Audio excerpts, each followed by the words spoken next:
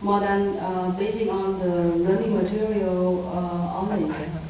So with the PPP, I want to focus on the fact that students were presented with the target language, with a strategy, and then have opportunity to practice them and to produce the language.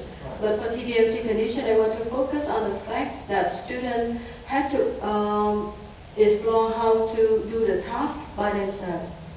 Right, with your materials. Yeah, with my material. Yeah. So if I saw from your literature that you studied Hillocks and you studied Graham and Perrin, the meta-analysis, and in Graham and Perrin, the best courses, the best instruction category is strategy-oriented teaching, and that's what you did in the PPP. And what they say about strategy-oriented teaching is teach it explicitly, and that's what you did. The goal of PPP is explicit teaching of the strategy. Provide them with the strategy, and they can practice the strategy, and they can apply it in their whole life. So,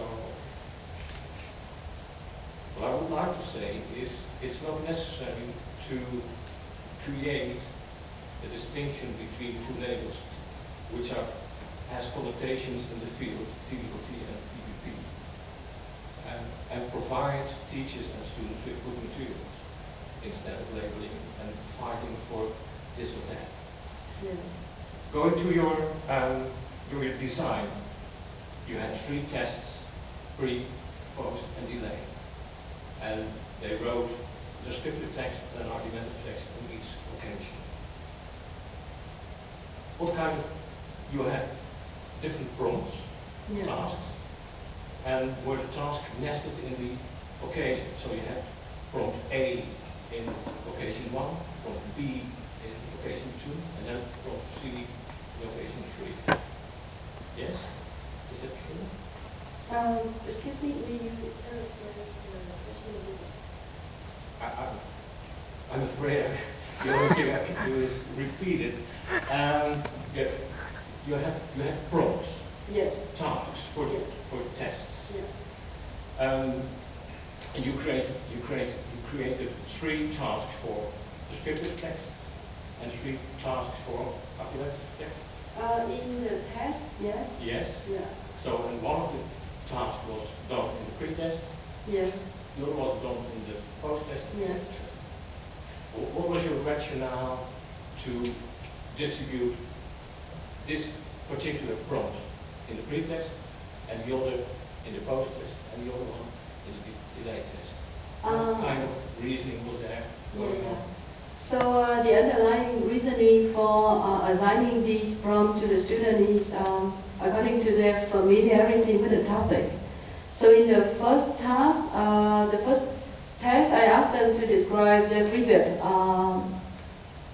school. Right. And then in the immediate post-test, I asked them to describe their favorite city. Right. And the third test, I asked them to describe their favorite department or faculty at the university. So when they first graduated from the high school and they entered the university, they know very well about their high school. So that's why I asked them something like that. Is there any possibility that one of the prompts could be more difficult than the other one? I have asked the 5 teachers who had experience in teaching to read the 3 prompts and ask for their opinion about the level of difficulty, and they agree that the level of difficulty is more or less the same. That's what I meant. Yes, Yeah. but the point is that we know that even if you provide 3 tasks at one occasion to students, that the relation between the text quality from text 1, text 2, text 3 is quite weak. So I'm doubting whether we can say from this design, research design, whether you can speak about improvement, because we don't know whether the second task or the third task was, for some people, for some students, more difficult than the other one. don't know. Did you check on correlations? Is there a correlation between task 1 and task 2, the pre-test and the post-test, and the post-test and the delay test? Yeah, if I remember correctly, I have checked that, and the correlation was fine.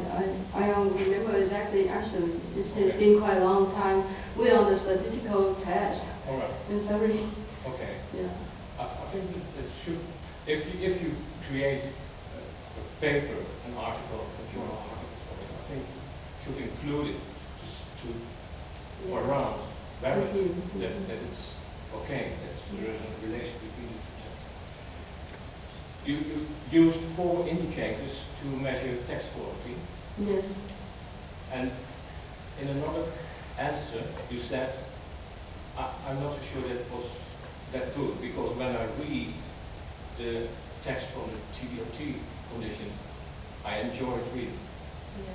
They were interesting papers. Yeah. But we don't see it so strongly in your measures. Yeah. So afterwards you think that you thought you could have done a better job for measuring text quality? Yeah, I think if I had opportunity to do it again, I would have measured the student writing in more way, like not only using the analytical rating rubric, but like holistical rating rubric, in which the readers will look at the text and see grade the student according to the level of creativity or interesting that they see from the text. Right. Yeah, that's my. You can still do that because the text is still there. Yeah. If you go for a paper, journal paper, I would reconsider the measurement. Yeah. The strange thing is that you have 4 indicators, Yeah. and they don't correlate only to structural properties and the communicative factors, but they were related in the measure already. But lexical variety or density or something, and linguistic errors didn't correlate with communicative effectiveness. And that's strange. So you have indicators of text quality, that's something, and the indicators don't correlate. So what do we have then? But I think it another way. So if the 4 measures correlate with each other, then why should we measure using the 4 tools? Mm-hmm. So because I look at different aspects of the text, for example, for lexical diversity, you can see on my book that there is some correlation between lexical diversity and also communicative effectiveness on the OEC level. So, Okay. Last question. yeah. Yeah. You started with the idea that there is a relation between self-regulation in writing and writing performance. Yeah. So if you allow them to develop their self-regulation in the TDOT course, then their writing will improve too. Yeah. And in the end, you didn't find any correlation between self-regulation and writing performance. So that is the kernel of your theoretical assumption. So what is next? Is it the case that you should have used other measures? So there is a relation theoretically, but it's not there because the measures were not good? Or do you think, okay, I must leave this kind of theory, I don't worry about self-regulation, I worry about writing performance, so I go and construct, design a good course for writing without too much thinking about self-regulation? Or do you think writing is not very important, self-regulation is important, so I will go for self-regulation with writing? I have to confess that I focus more on the writing courses more than the self-regulation aspect. But I think that it can be the measurement that they are wrong, because there is something the student told me in the interviews that prove that informed me that the student in TVOT condition actually improve their writing performance thanks to their self-regulation skill. I think that if I have much more time, or if I conduct study in a longer time, I can find a higher correlation between the two aspects. Yeah. Okay, so your theory is still there. Yeah. And you will convince us with data, new data, that's true. I think up to my knowledge now, I think I will do that. Yeah. Maybe later when I read more learning, more research or study, I may change. But up to now, according to my knowledge, I will do that. Thank you very much. Thank you for your question. Thank you, Professor Rijlmarsdam, and I give the floor to Professor Van Avermaet to address his questions to the candidate. Dear candidate Liu Yen, first of all, I as well would like to congratulate you for your dissertation. And probably won't come as a surprise as somebody who worked for many years here at the Center for Language and Education, and who, especially in the 90s, with colleagues Chris and Koen, were very active in introducing TVLT in the language education context. In my case, specifically in adult education, I've read your dissertation with great interest, and I think it is a very relevant and important topic, both academic and education. Not just not within the specific context we do the research on, which is on writing performance, but it is also very interesting in a more educational paradigmatical discussion between, on the one hand, the more social constructivist paradigm of teaching and language teaching, and more instructivist paradigm. So from that perspective, I think your dissertation is a very good contribution to that broader discussion. Also, I think that your thesis is very well structured. The study was very well founded, valid. Research questions were also very clearly formulated, so was the design and the methodology exploited, and you had, in most cases, very strong argumentations for the choices you made. I'm not going into the details, but I'd like to echo what my previous colleague has said. I do have some concern about the measurements you've exploited. I do see, but you touch upon it in your conclusion yourself, but I do see some possible bias and validity issues there. On the other hand, the data you collected an enormous amount, in a very short period, an enormous amount of data. They were very well ordered, analyzed, and processed. The conclusions you draw were very interesting. However, here I do sometimes miss some more profound interpretations. And here I have three questions, two more general questions and one a more specific question. What intrigued me most of all is, which is something which you didn't touch upon in your presentation, it was clearly in your thesis itself, was the disappearance of the variance or the differences between the immediate post-test and the delayed post-test. I found that one of the most intriguing and interesting outcomes. And my questions are, to a large extent, related to that.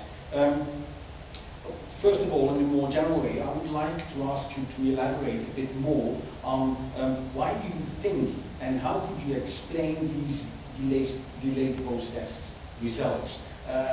You touched upon them in your dissertation, but I'd like to ask you to elaborate a bit more. Because on the basis of the outcomes of the delayed post-test, one could argue, why should we invest in choosing a specific method?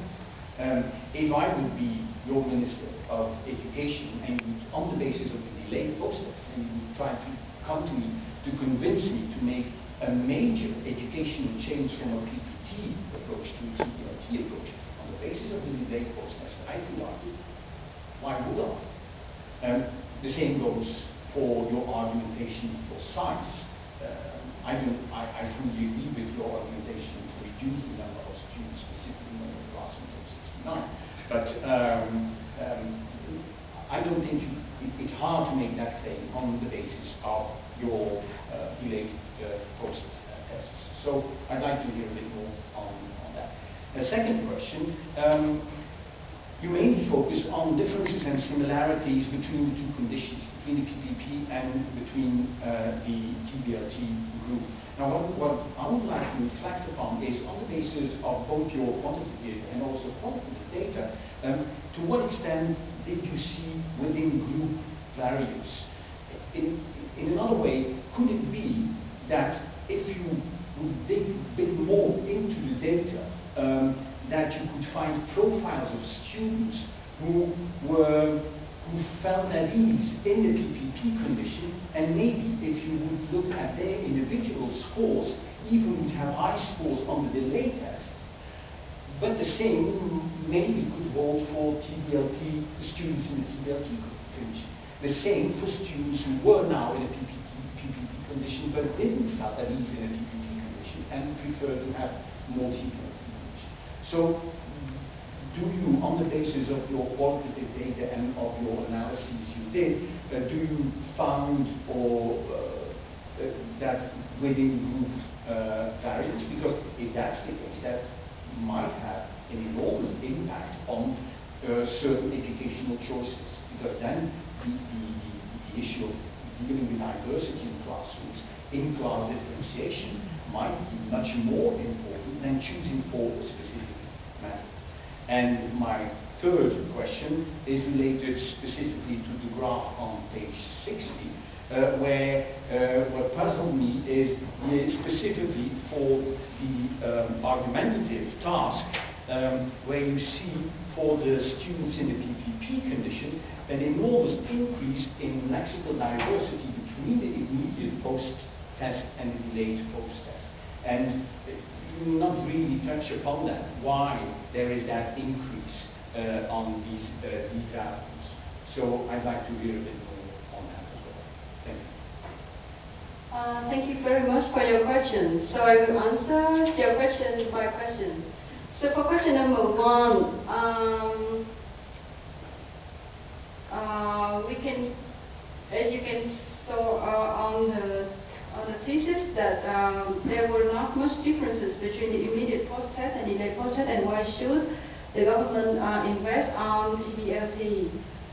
Why the effect was not that much? In my opinion, I will convince them like this.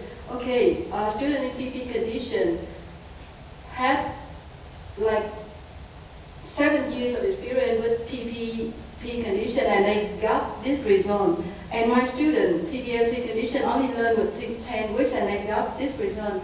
And I believe that if you invest in that in the long run, and right at the beginning of their English study, maybe at secondary school, you will get much better result than this. Is that answer your question? Yeah, but for that you have to do more research and more longitudinal study. Because on the basis of this study, we are not sure whether indeed, if you would have an experiment which would take longer than 10 weeks, then you would have a larger increase on TBLT condition. I mean, it is quite a challenge for a Minister of Education to change the whole educational system from where teachers feel at ease within a certain paradigm. I mean, I'm strongly convinced about it, and all day long I try to convince teachers to go more to a more socially constructivist paradigm. But at the same time, I do see that teachers start to feel at ease, they are sometimes less motivated. So it is an enormous investment for a government, for a school, for an institution to make such a major change. So my question, I still am concerned about, on the basis of these data, whether you really can make a case in convincing.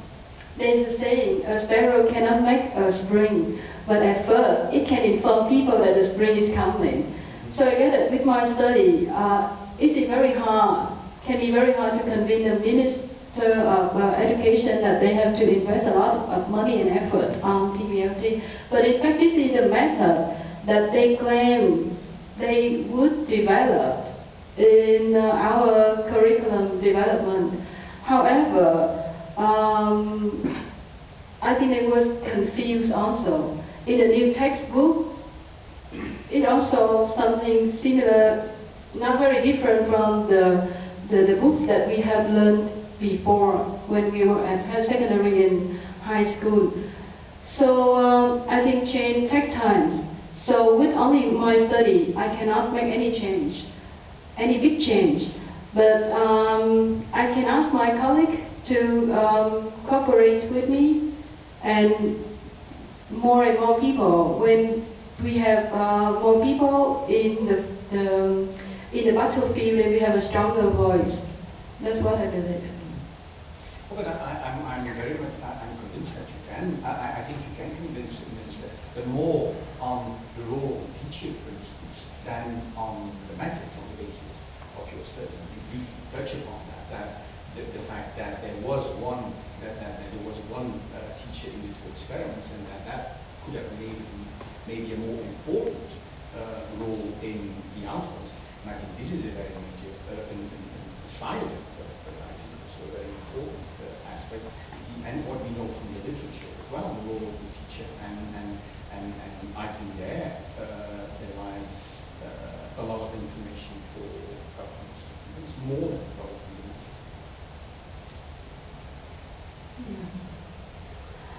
I need time to think more about this. So maybe later I will address that question. Okay, so the second question is there any possibility of within group variance? I had thought about this when I conducted my study, and I have tried to different students according to their level, but I did not succeed. Maybe because they just entered the university after passing an entrance exam, and their English marks were not very different from each other. So when they had opportunity to get into the university, they were already similar in terms of language proficiency and at the beginning. Yeah, but there might have been differences in terms of the kind of learning strategies you explored Yeah. in previous education. Yeah. How did you select your students to put them in the PPP and TBLT condition? Did you explain them what PPP was and TBLT was? No, it was kind of, they were randomly assigned to the two conditions without being informed of what. Yeah, there may be differences. If you talk about the condition of learning, for example, between students learning English in the countryside or in the city, or between their economic status. But in the scope of my study, I didn't explore that deep into these factors. Yeah. And the third question about the graph 60.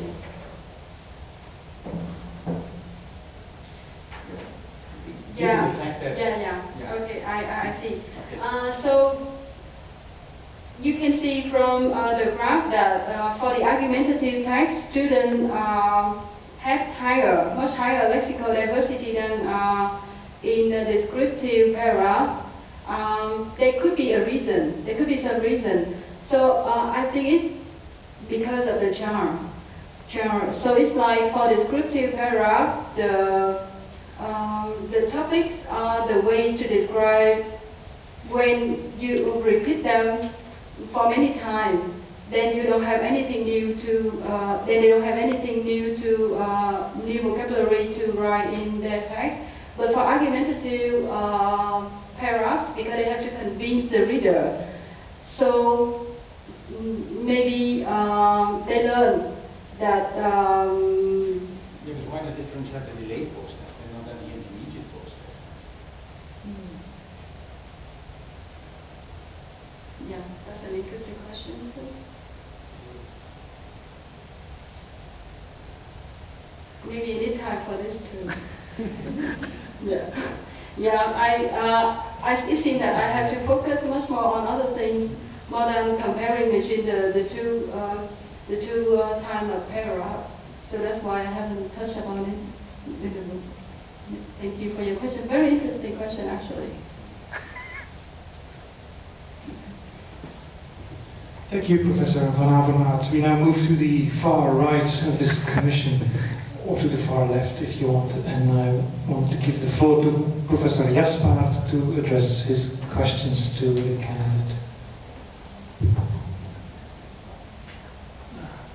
I'm not used to getting up with this scandal.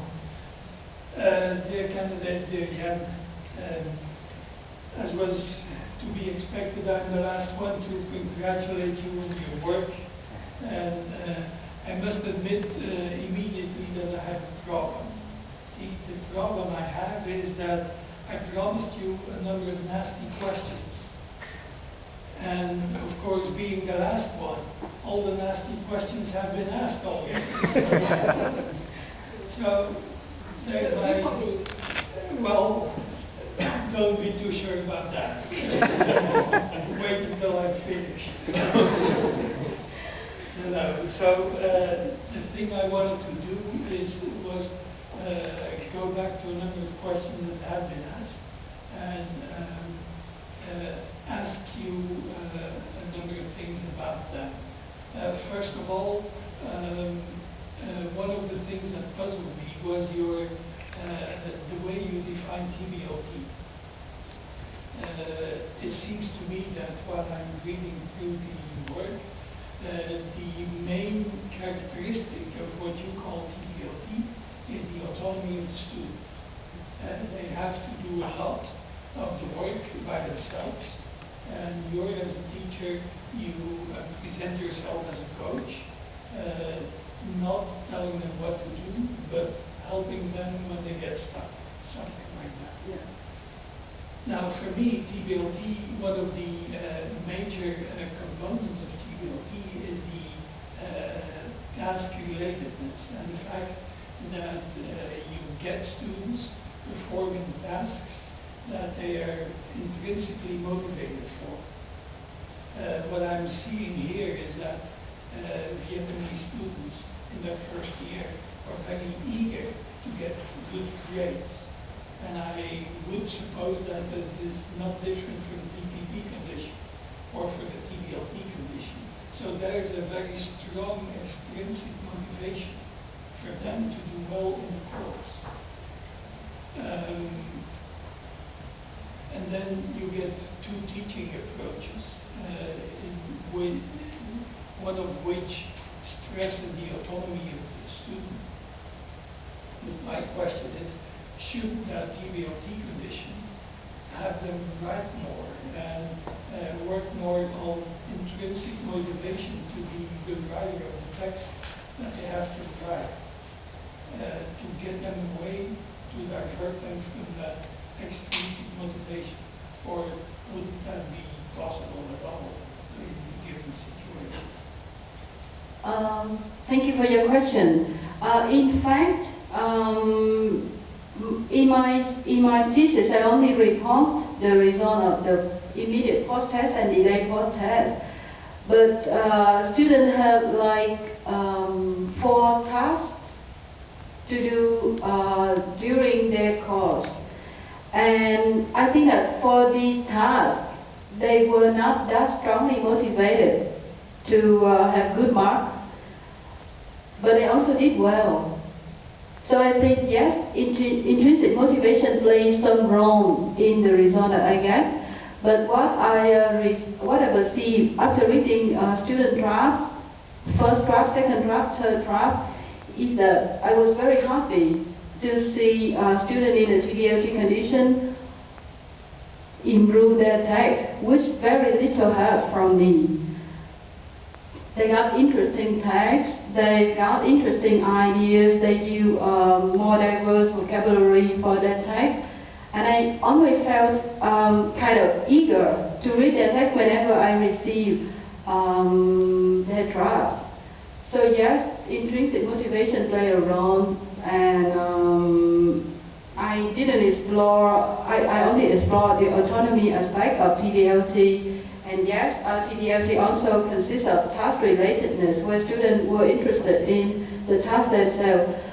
So that I should put it in my limitation too, maybe, that I should also explore their portfolio to show that students were interested in the task and did the task well because of their own interest in the task, not only on the wish to get good mark only.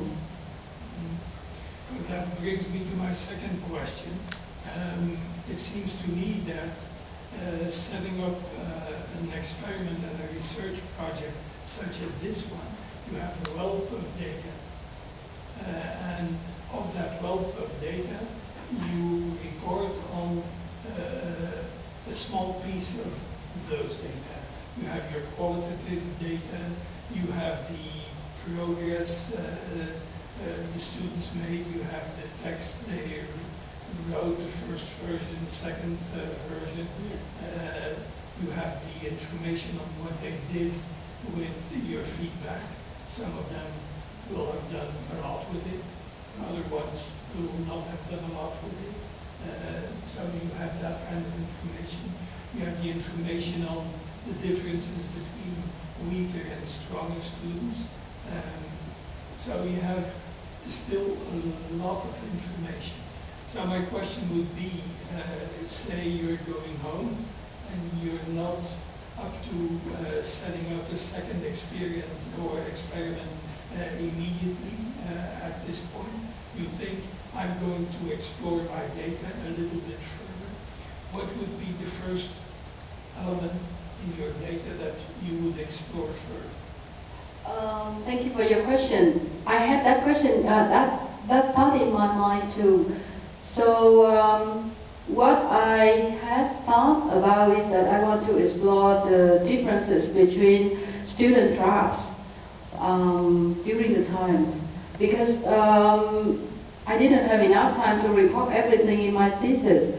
But during the time of teaching and reading their text, I felt strongly interested in the way that students develop their text in the TVLT condition. So maybe after I go home and have some time for research, I will focus more on the TVLT condition. I want to explore more on the text feature, on what they have done, what they have struggled in order to get such a good text, although they got very little help from me.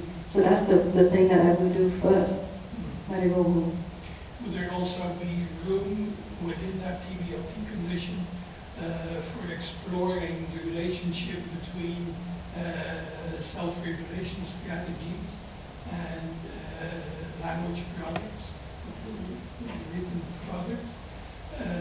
Because at this point, it seems to me what you do in the end, you factor analyze the whole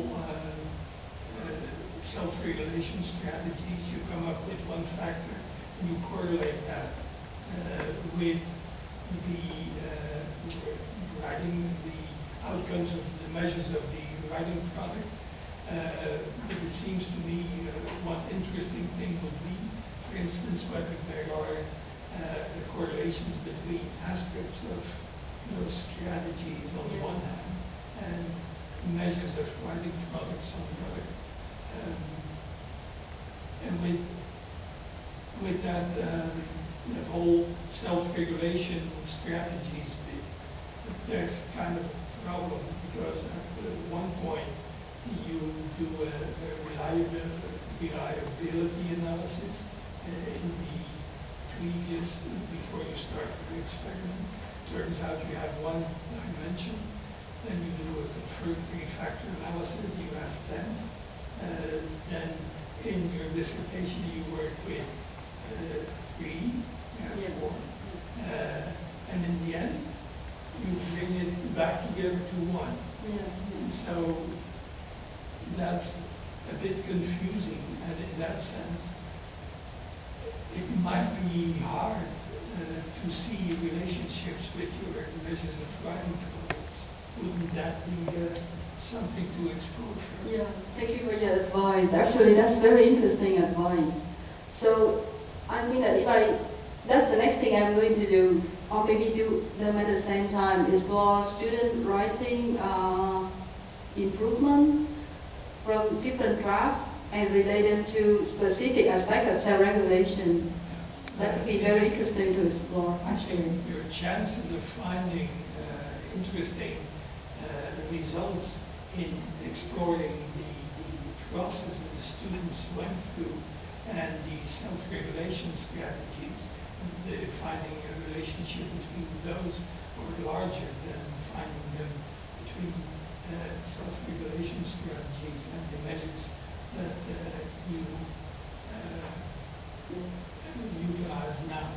Yeah, so fortunately the questionnaire are still there and the texts are still there, so I can Yeah. explore in deep later. I really think after reading your book, you still have a lot of material that you could go into deeper and pull out some interesting findings on the basis of that. I have one last question, which relates to that delayed post-test and the fact that you did not find any significant differences between the two conditions. At a certain point, you relate that to the exposure that students have to different tests in the 10 weeks between the end of the course and the delayed post-test. If that is the case, my question would be, shouldn't we do away with language teachers and just confront students of English with all kinds of texts?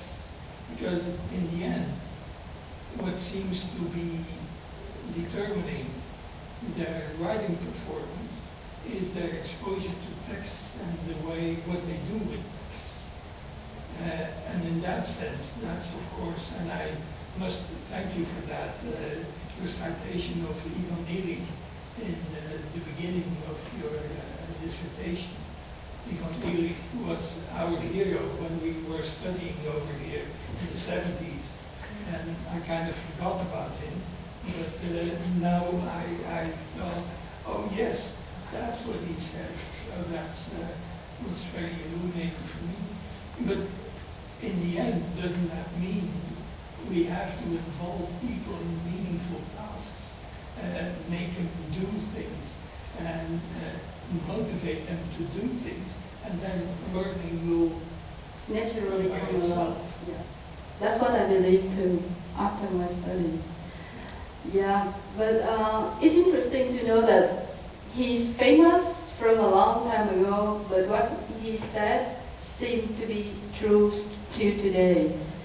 And I think that if we are patient enough and we are good enough to give students meaningful setting, then our students can learn very well. So that's what we need to do.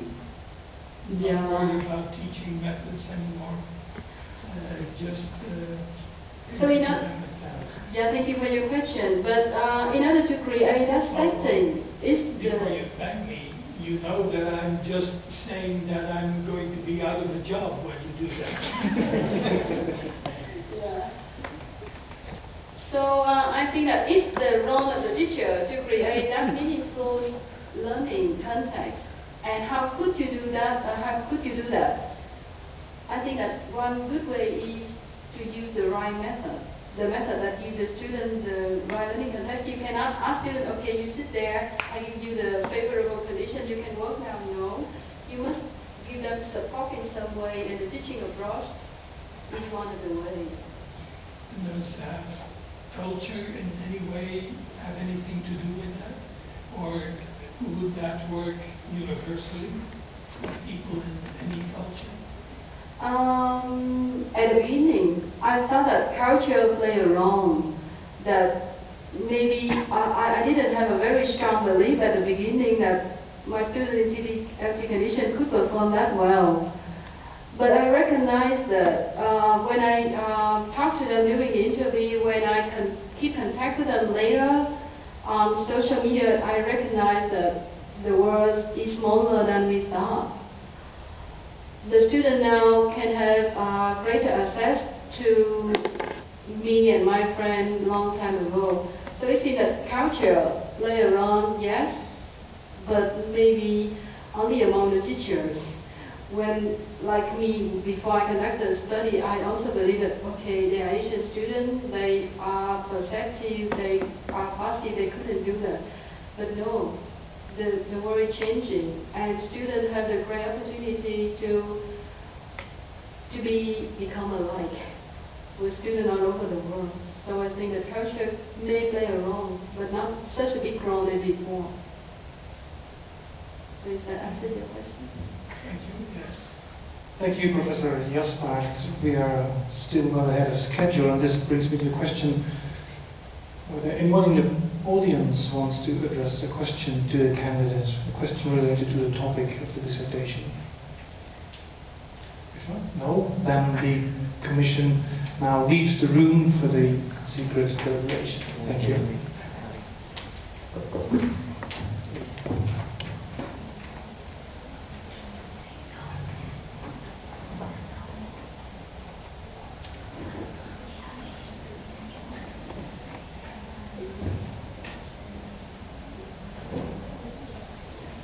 Mà dạy diễn giải gì mình hỏi mình cũng đi hay chiều nào